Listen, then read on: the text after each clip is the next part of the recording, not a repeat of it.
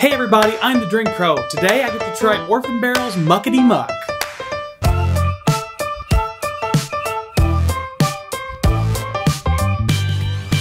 Hey everybody, Kyle the Drink Pro here with you yet again. Thank you so much for liking this video, commenting, subscribing, sharing this video with your friends, and consider joining me on the Patreon if you like extended bonus content. I've been doing weekly reviews of different Stag Junior batches and lots of other things that are only available on Patreon. Starts at just $3 a month, so check it out. Today I get to try a new offering from Diageo's brand Orphan Barrel. Now Orphan Barrel has sort of made its name on interesting, super-aged, one-off whiskeys. Today's tasting is no exception. Muckety Muck is a 24-year-old Scotch whiskey from Port Dundas. Now Port Dundas was open for 200 years before closing its doors in 2010.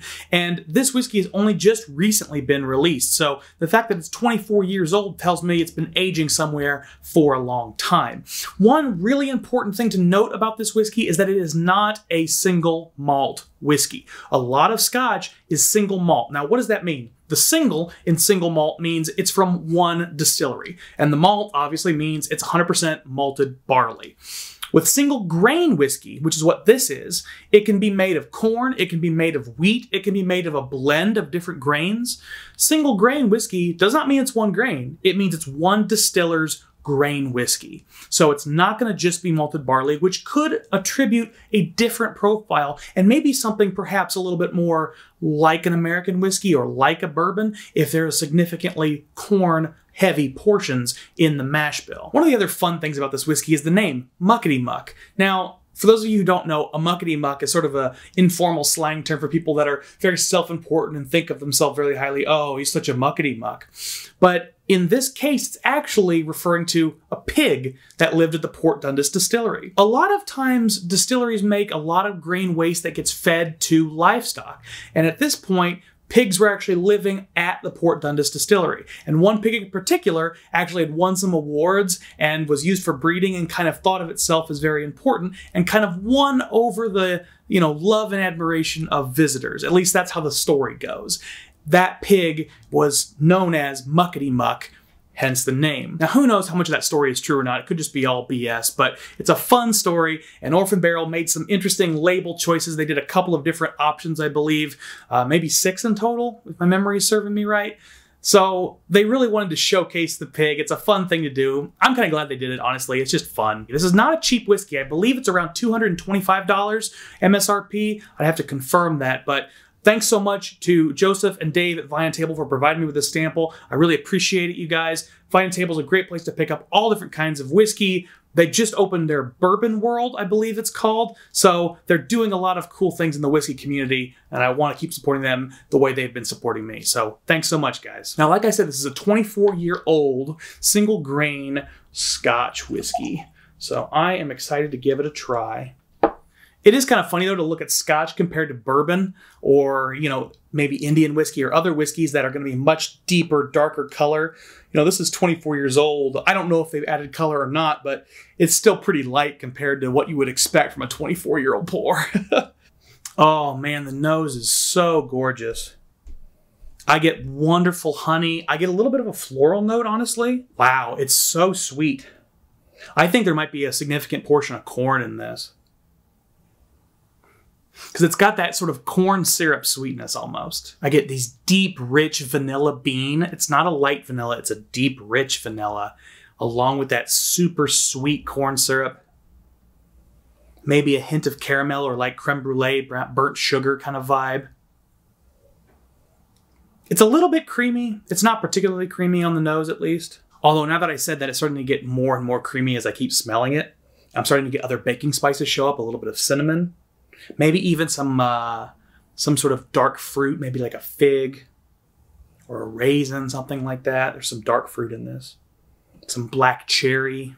And there's a little bit of a nuttiness, maybe like a sweet, sticky pecan pie kind of vibe, but there's not very much woodiness on this. And for 24 years, that's really surprising. It'll be interesting to see if that shows up on the palate or not. I do still get sort of a slight malty cereal quality. I'm not sure if malt is part of the mash bill or not, but I always seem to find that in scotches, so it could just be psychosomatic, but I think there's something in there that is still distinctly Scotch. With a lot of the single grain whiskeys, they lean very close to the bourbon or the American whiskey territory, but this, to me, still keeps its roots in Scotch. Wow. I'm getting a strawberry and like confectioner sugar. It's not as cakey or dessert-like as, you know, that Greedy Angels pour I had recently, but it's definitely got this sweet, almost candy-like quality. It's not dessert, but it's definitely a treat. All right, let's go ahead and give it a taste.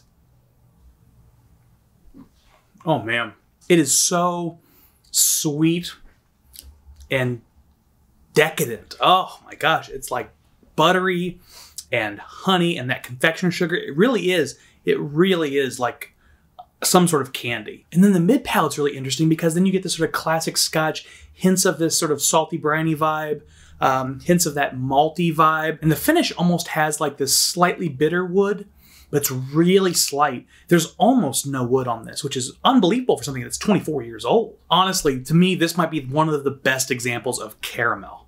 I've talked about having caramel as a note a lot, and it usually is at different levels of richness or sweetness or darkness, but to me, this really tastes like actual homemade caramel, which is a kind of difficult thing to make, to be honest with you. But like this just has the taste of a candy store. It really tastes like you're working with some sort of professional candy chef. It's kind of unbelievable. And the move right from that candy note into this sort of classic Scotch note in my mind, that slightly briny, slightly malty vibe, then swiftly changing back into this slightly bitter, slightly nutty, slightly woody, but still pretty sweet. The mouthfeel in this is great too. It's a lot more rich and oily than a normal 45% alcohol pour. Well, I very quickly finished this glass, and I think that's a testament to what this stuff is. This is a fantastic single grain whiskey.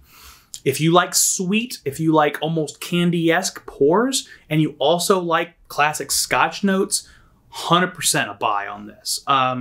Yeah, even at the $2.25 or whatever the price is going to be, it's honestly worth it. It really honestly is, because I've not tasted anything like this at all. And not only that, it's just such a beautiful expression of that candied sweetness. It's simple at different points throughout the pour, but it takes you on a journey. And that's almost like a trope that's to be joked about. But when you find it for real, I mean, what could be better? So thank you guys so much for watching. Thanks so much, Finding Table, for providing me with this pour. I wish I had more, but I don't. So I'll have to go find something else to drink. You all keep drinking like professionals. Cheers.